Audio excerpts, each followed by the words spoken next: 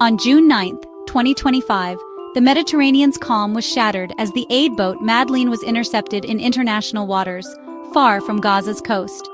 Israeli naval forces, acting on a government vow to stop the mission, moved swiftly to block the vessel. The Madeleine, carrying a handful of high-profile activists under the Freedom Flotilla coalition, aimed to challenge Israel's blockade of Gaza and deliver humanitarian aid. The Israeli military, tracking the boat for days, ensured it would not reach its destination. Activists had broadcast their journey, knowing interception was almost certain, a familiar chapter in the ongoing struggle over Gaza. As naval ships closed in, the crew braced for confrontation, their mission shifting from aid delivery to drawing global attention. The boat was boarded, its occupants detained, and diverted to Ashdod, its symbolic cargo undelivered. For Israel, this was a security measure. For the activists, it was state-sponsored piracy in international waters. The Madeleine, now under Israeli command, became a symbol of the immense barriers facing those trying to help Gaza.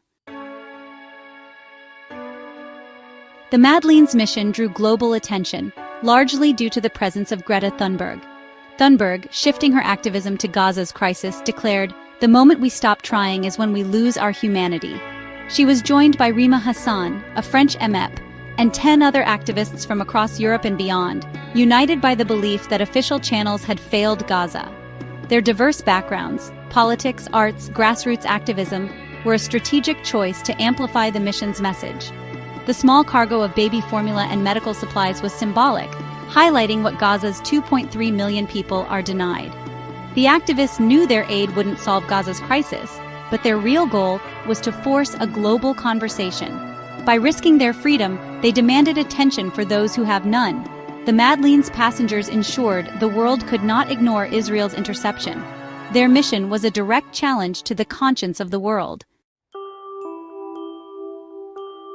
The Madeleine's interception was preceded by intimidation and technological assault. Drones buzzed overhead, spraying a white, chemical-like substance that caused discomfort among passengers. Communications were jammed, isolating the activists and cutting off their live broadcasts. Disorienting sounds blared over radios, heightening confusion and fear. UN Special Rapporteur Francesca Albanese, on a satellite call with the captain, confirmed the boarding and reported no immediate injuries. Pre-recorded videos from the activists, released after contact was lost, called for public pressure on governments to secure their release. Even silenced, the activists' voices reached the world. After the interception, Israel quickly framed the event as a media stunt, dismissing the mission as a selfie yacht and insisting real aid should go through official channels. Defense Minister Israel Katz labeled the activists as Hamas sympathizers and ordered they be shown videos of the October 7th attacks.